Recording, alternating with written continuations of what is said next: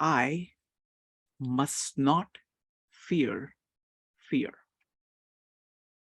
I must not fear fear. Fear is the mind killer. I must not fear fear. Fear is the mind killer. Fear is the little death. Fear is the little death which, when feared, brings total obliteration. Okay? I must not fear fear. Fear is the mind killer. Fear is the little death which, when feared, brings total obliteration. I will face my fear. I will face my fear. I will permit it to pass over me, under me, and through me. I will face my fear. I will permit it to pass over me, under me, and through me. And when it has gone past, I will turn the inner eye to see its path. And when it has gone past, I will turn the inner eye to see its path. Where the fear has gone, there will be nothing. Where fear has gone, there will be nothing. Only I will remain. Only I will remain. I must not fear fear. Fear is the mind killer. Fear is the little death which, when feared, brings total obliteration. I will face my fear. I will permit it to pass over me, under me, and through me. And when it has gone past, I will turn the inner eye to see its path. Where the fear has gone, there will be nothing. Only I will remain.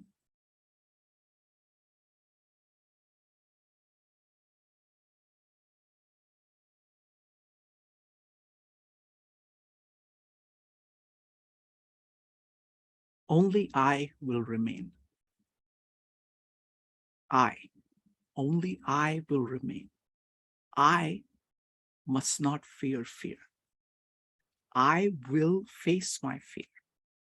I will permit it to pass over me, under me, and through me. I will turn the inner eye to see its path. Only I will remain. Fear is the mind killer. Fear is the little death, which, when feared, brings total obliteration.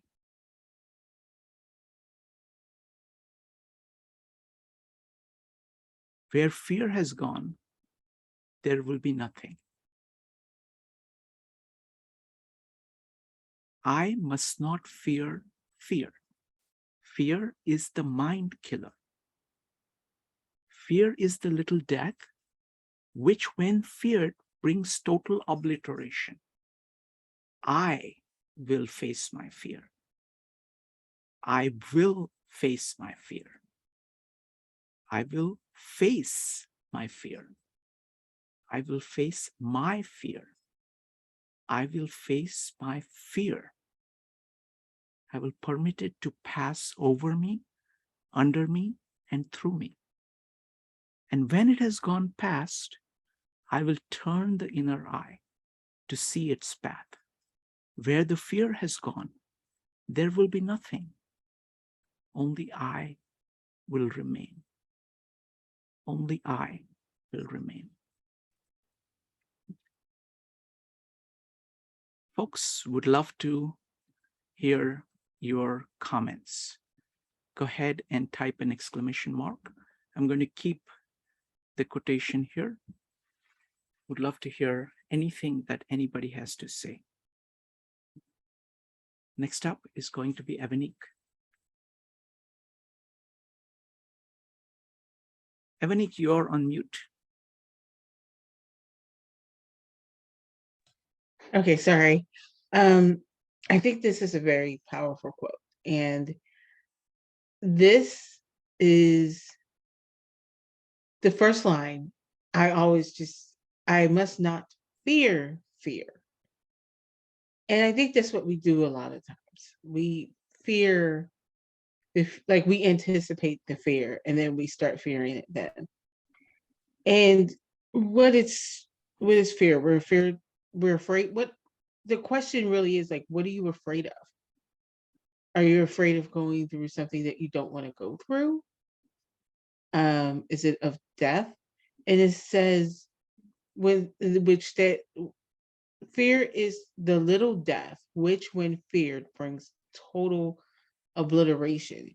You could still be living, but if you are fearing fear, then you're really not living, because people say, oh, don't fear. That's impossible. There's no way you could do that. And I think those people fear, or they try to face their fears and they're not really addressing what's going on inside of them. I love on the second part where it says, I will permit it to pass over me, under me, and through me. When you allow the fear, to me, it's like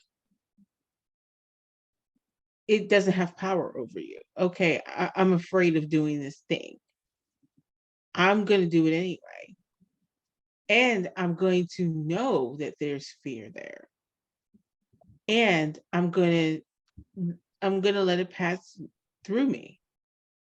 And that's the only way you're going to get over it. It's kind of like the cliche, facing your fear. It doesn't mean that it's not there. It just means that you hit it head on and you address it and you move past it. And I think that's where transformation happens. And I think going through Gospel of John tonight, we see that in Jesus when he has to go to the cross. He is facing his fear. He knows it's coming and he's not denying it. He's going to go through it.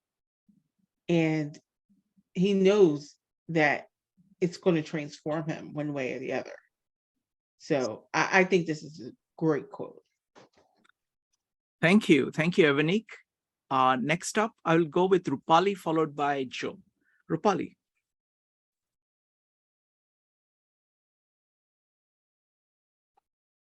Hi.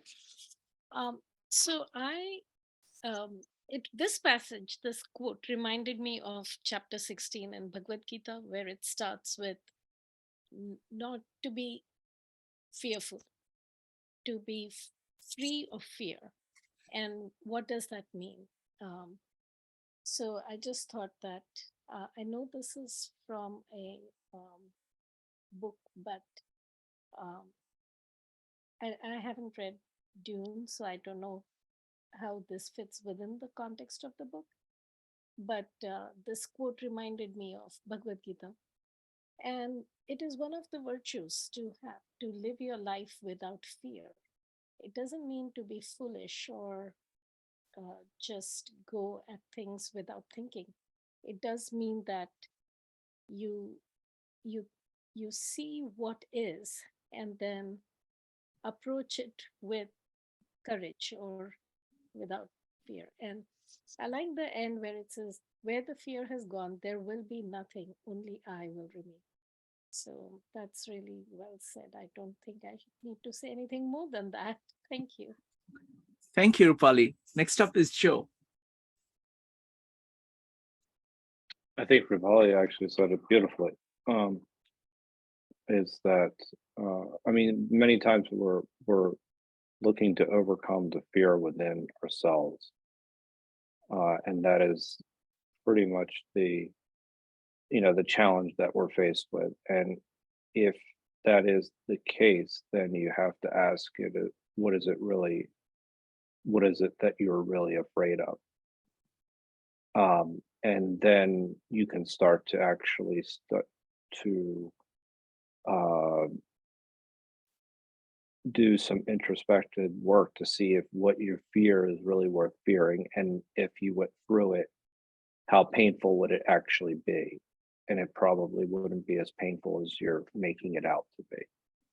Many people fear death, which almost in a way is kind of irrational, because you're fearing something that, well, you're not going to feel anything anymore.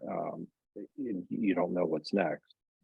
But the important point is that once you have identified your fears, then it enables you to do the other things that practice essentially virtue, and the virtue of courage, to overcome your fears, whatever they may be. And one of the things that's really parallels nicely with the Gospel of John is one way of overcoming that is love. That is, it's your love for someone else, or for some a higher ideal. It could be anything. Is what really will carry you through your, it'll allow you to overcome your fear. And I think that truly is a form of wisdom, which is another virtue, obviously. So there's also the idea of justice as well that has to factor in. But that's why when fear is gone, you can find out your true self once it's been eradicated from you as well. That's what I think of in those last lines. Anyway, those are just some initial thoughts. It is a mind killer too, because it causes you to react in a way that you wish you hadn't. And it is a little death in a way, because you are now living with regret. So those are just some of my. Beautiful. Thank you. Thank you, Joe. Next up is Connie. Connie, go ahead. First of all, Shrikant, I love the way you read it. Wow, I could have read that myself and I wouldn't have gotten what, just when you reread it, just that first line is so powerful, because when I first was reading it, I was reading it just as I must not fear. But then I must not fear is such a different statement, and it leads you, if one does live their life fearing fear, it's like a life of paralysis, because you're so afraid that you can't handle if something should happen, and you're actually in fear by fearing fear. And so with that, you are not present. Fear is present. But once you realize, if you can face it and not be afraid of it and walk through it, you will have your life and yourself to live. That's my thoughts. Wonderful. Thank you. Thank you, Connie. Appreciate it. So I want to tell you about what I did with the original quote. So the original quote actually goes, I must not fear. Fear is the mind killer. Fear is the little death that brings total obliteration. Okay, and it continues. I have not changed anything. Oh, I have also changed. It says, I will face my fear. The original quote says, I will face my fear. I will permit it to pass over me and through me. So I have added the, under me as a way of making it almost like total. So that's a minor thing, but I like that. Like imagine like fear coming at you. You're letting it pass over you, under you, and through you. So that is it's kind of that totality of it just going through you, over you, and under you. I find that to be useful. So that's why. But the biggest change is in the first paragraph. I think the original intention was exactly what I'm trying to say here with the changes. But I think for me, I think this captures it better because it identifies the nature of fear, that fear is the mind killer and fear is the little death. That is done so beautifully, so beautifully. But the interesting thing is that the fear is the little death that brings total obliteration. Actually, fear doesn't bring total obliteration. It does that only if you fear it. Because if you fear it, what happens is that you live in fear. Otherwise, what happens is that fear does exactly what this poem beautifully shows, that it passes through you. And when it has gone past, when you try to look at it, where the fear has gone, there is nothing. So it just passes through you. But if you fear it, then it remains with you. Even the anticipation of it will make you full of fear about everything all the time. And that is the thing that brings total obliteration, not fear itself. Like FDR is right. It is your fear of fear.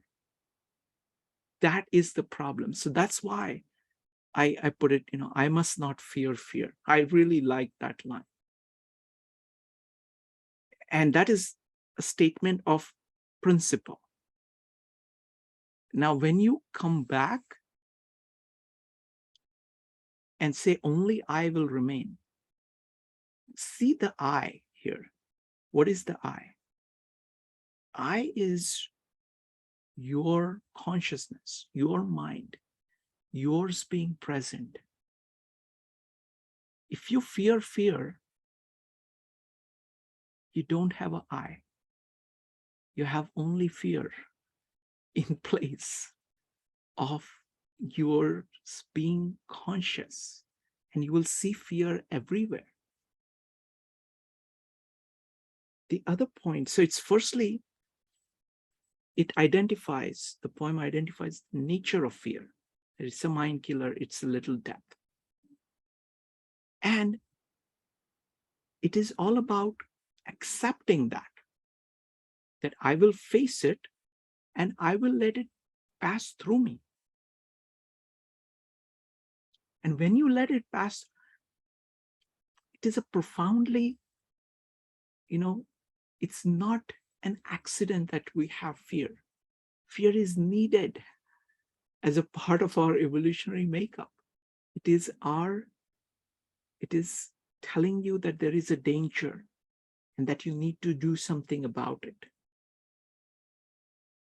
And those kind of situations arise, and then the fear allows you to take the action in order to deal with that. And then the danger is gone, and so is the fear. That's how it works in the evolutionary context. But when you fear fear,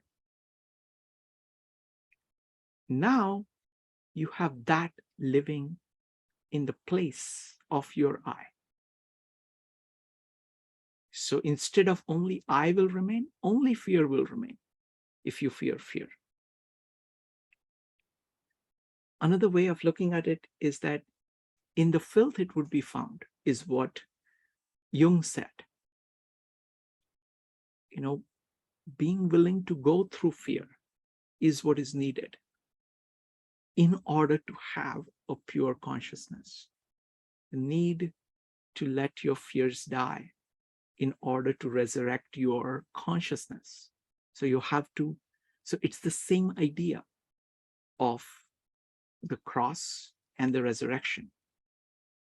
You have to let these things die. You have to let your fears die in order to be alive, in order to be present, in order to be conscious, right? Would love any more comments anybody has. Joe.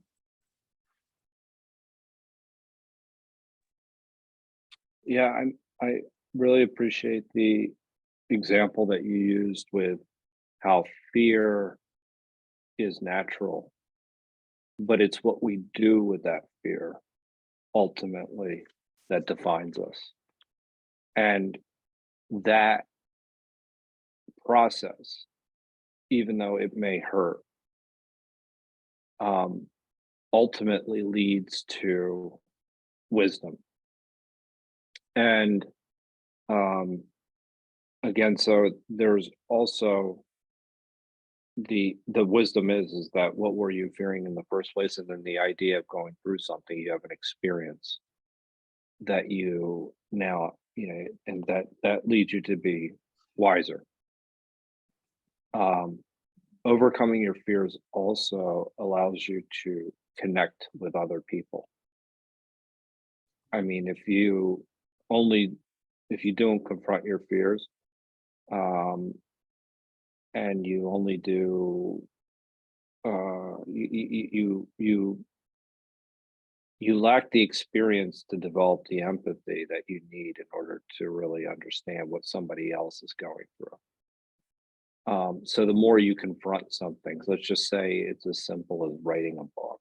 I mean, you're going to write a book, and you write a book and it doesn't necessarily come through the way you wanted it to or something. And this is very kind of basic. You went through that process so that you understand what other people are going through when they may be trying to do the same thing. And that's just an appreciation for, but if you were to never do that, never engage in or try and overcome your fear, you would probably be judgmental of other people's, trying to write a book. That's just, it's kind of not the best example, but it's one that I just thought of. Sure, thanks. So let's talk about other people, right? People's interaction with other people. What happens is that most people fear what a reaction of a stranger would be, because by nature, you don't know most people. You know few people, but you don't know most of the people. And if the first thought or the only emotion that you have is fear of what might happen, whether you'll be rejected, whether people will laugh at you, what they will think of you, you're filled with fear about fear. It's not actually fear, because nothing is actually harming you. It is fear of fear. And that actually stops people from being open to people as such, because you're imagining what will happen. And I have found that usually it's all wrong. Most of the times, there are times when you're right, maybe 5% of the times. And that's very clear that there is a lot of evidence to say that there is an actual danger. But in most of the cases, it's not an actual danger. That's not what stops people from interacting with most people. It is that it is imagined thing. It is a fear of saying, what will they say? What will they do? And all of it is really not based on anything. So I think this applies very much to human relations and your openness to other people. Katie, you're next. Yeah, that seems to line up with what a therapist had said. She said that, like, if you have like a phobia, if you have a fear or something, like maybe holding doors, so you start to avoid holding doors, it actually reinforces it. It makes it worse. And that they say, well, then, go out and hold and walk through not a million, but walk through doors to to overcome. That's where you have to overcome it. Otherwise, you'll. Yeah, excellent point.